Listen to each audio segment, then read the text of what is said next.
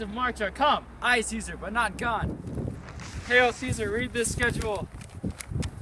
Trebonius doth desire to read this humble suit. O Caesar, read mine first. This touches Caesar's ear. What touches us ourselves shall be last served. Do not delay, Caesar. Read it instantly. What is this fellow, mad? See, you're in a good place. What urge your petitions in the street? Come to the Capitol.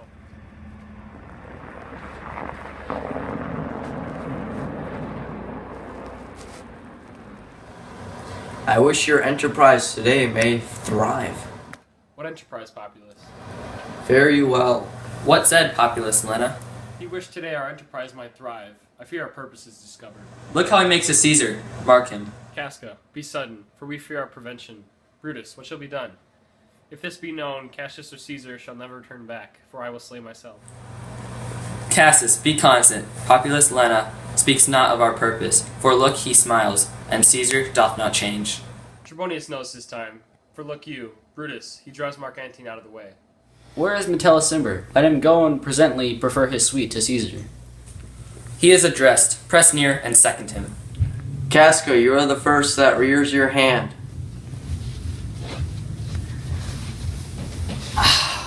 Are we all ready?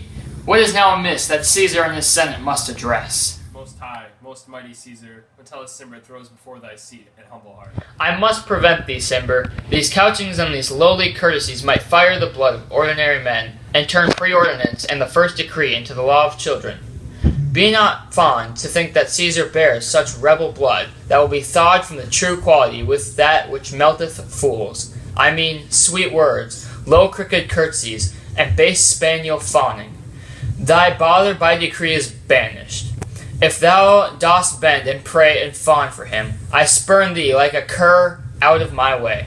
No, Caesar doth not wrong, nor without cause will he be satisfied. Is there no voice more worthy than my own, to sound more sweetly in great Caesar's ear, for the repealing of my banished brother?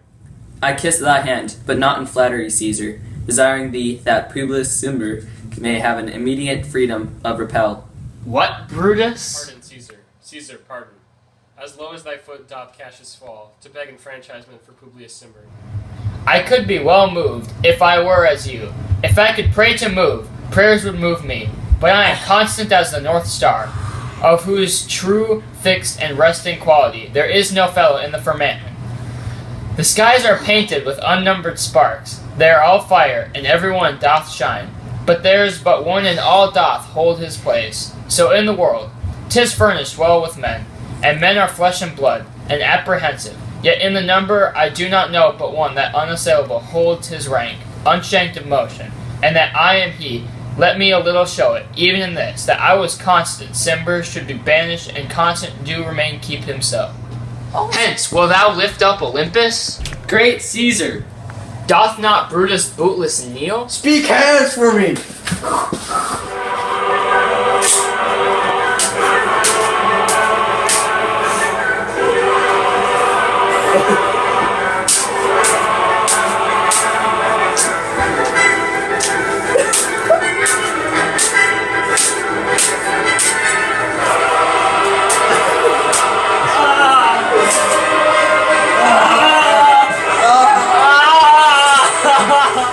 Et tu, Brute?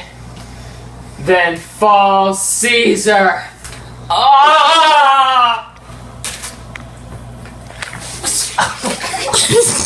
Liberty, freedom, tyranny is dead. Run hence, proclaim, cry it about the streets. Some to the common pulpits and cry out, liberty, freedom, and enfranchisement. People and senators, be not affrighted, fly not, stand still, ambition's debt is paid. Go to the pulpit, Brutus. And Cassius, too. Where's Publius? Here, quite confounded with this mutiny. Stand fast together, lest some friends of Caesar's should chance. Talk not of standing, Publius, good cheer. There's no harm intended to your person, nor not no Roman else. So else tell them, Publius. And leave us, Publius, lest that thy people rushing on us should do your age some mischief. Do so, and let no man abide this deed, but we are the doers. Where is Antony? Fled to his house amazed. Men, wives, and children stare, cry out, and run as if it were doomsday. Fates, we will know your pleasures, but shall die. We know 'tis but the time, and drawing days out, that men stand upon. Why? He that cuts off 20 years of his life cuts off so many years of fearing death. Grant that. And then is death a benefit? So are we Caesar's friends. Have we abridged his time of fearing death? Stoop, Romans, stoop, and let us bathe our hands in Caesar's blood, up to the elbows, and besmear our swords. We will walk forth, even to the marketplace, waving our red weapons over our heads. Let us cry, peace, freedom, and liberty. Stoop then and wash. How many ages hence shall this our lofty scene be acted over, and statues unborn, and accents not yet unknown? How many times shall Caesar bleed in sport, that now it on Pompey's basis lies along, no worthier than the dust? So oft as it shall be, so often shall the knot of us be called the men that gave their country liberty. What shall we forth? Aye, every man away, Brutus shall lead, and will grace his heels, with the most boldest and the best hearts of Rome. Soft, who comes here? A friend of Antony's? Thus Brutus, did my master bid me kneel. Thus did Mark Antony bid me fall down. And being prostrate, thus he bade me say, Caesar was a mighty bond, royal and loving. Say I Brutus, and I honor him. Say I feared Caesar, honored him, and loved him. If Brutus will vouchsafe that Antony, my safety come to him, and be resolved. How Caesar hath deserved to lie in death. Mark Antony shall not love Caesar dead, so well as Brutus living, but will follow the fortunes and affairs of noble Brutus, though the hazards of this untold state. With all true faith, so says my master Antony. Thy master is a wise and valiant Roman. I never thought him worse.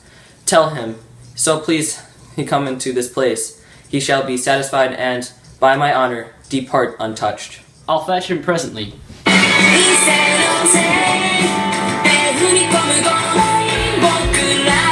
That we shall have him well to a friend. I wish we may, but yet I have a mind that fears him much, and my misgivings still fall shrewdly to the purpose. But here comes Antony. Welcome, Mark Antony.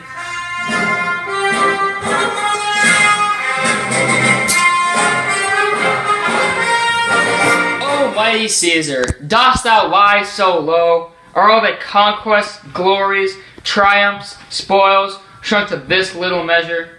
Fare thee well. I know not, gentlemen, what you intend. Who else must be let blood? Who else is rank?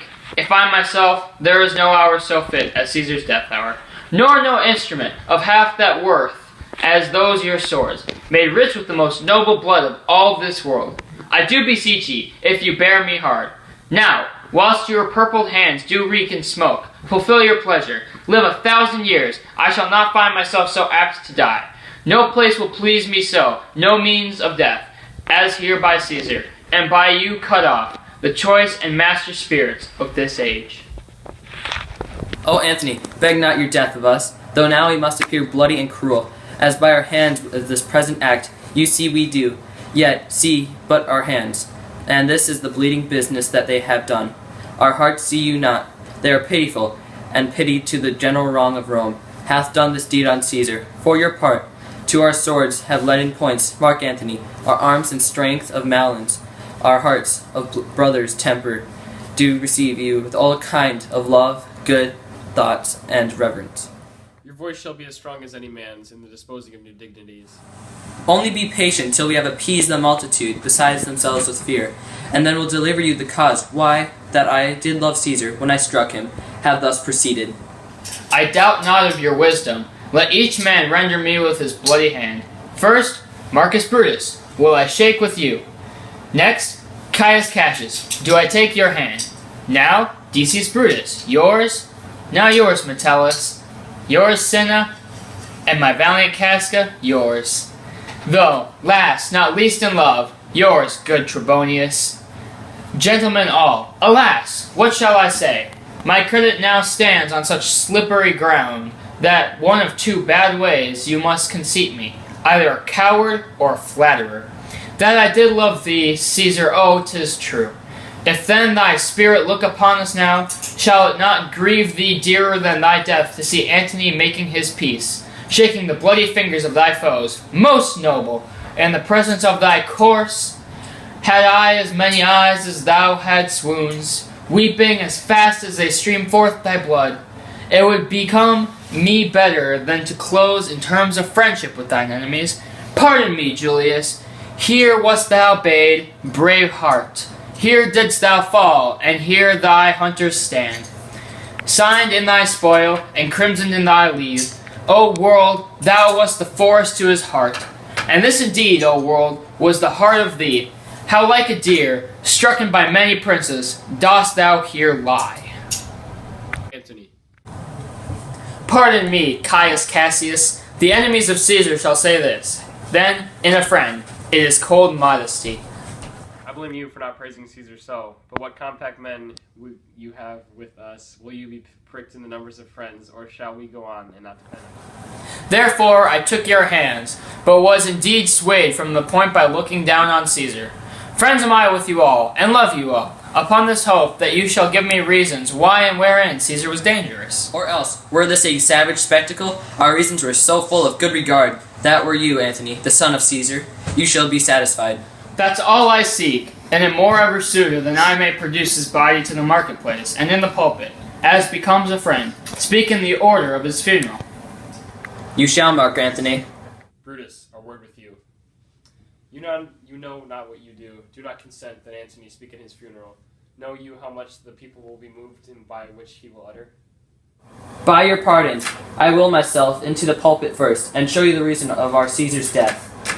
What Antony shall speak, I will protest. He speaks by leave and by permission, and we are connected to Caesar shall have true rights and lawful ceremonies. Is this an advantage more to do us wrong? I know not what may fall. I like it not. Mark Antony, here, take Caesar's body. You shall not in your funeral speech blame us, but speak of all the good you can devise of Caesar, and say you don't do by our permission, else shall you have not any hand at all. About his funeral, you shall speak in the same pulpit where thou I am going, after my speech is ended. Be it so, I do desire no more. Prepare the body then, and then follow us. Oh, pardon me, thou bleeding piece of earth, that I am meek and gentle with these butchers. Thou art the ruins of the noblest man that ever lived in the tide of times. Woe to the hand that shed this costly blood. Over thy wounds do I now prophesy, which, like dumb mouths, do I ope their ruby lips to beg the voice and utterance of my tongue. A curse shall light upon the limbs of men.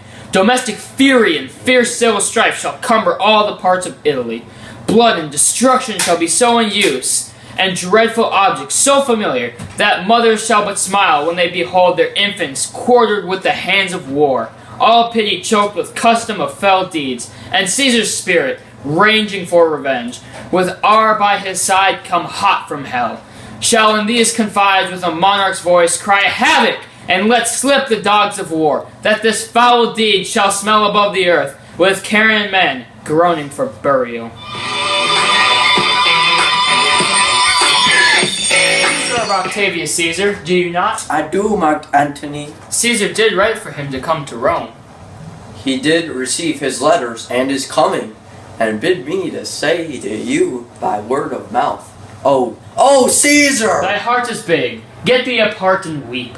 Passion, I see, is catching for mine eyes. Seeing those beads of sorrow stand in thine, began to water. Is thy master coming? He lies tonight within 7 leagues of Rome. Post back with speed, and tell him what hath chanced. Here is a mourning Rome, a dangerous Rome. No Rome of safety for Octavius yet. Hie hence and tell him so. Yet stay a while. Thou shalt not back till I have borne this course into the marketplace.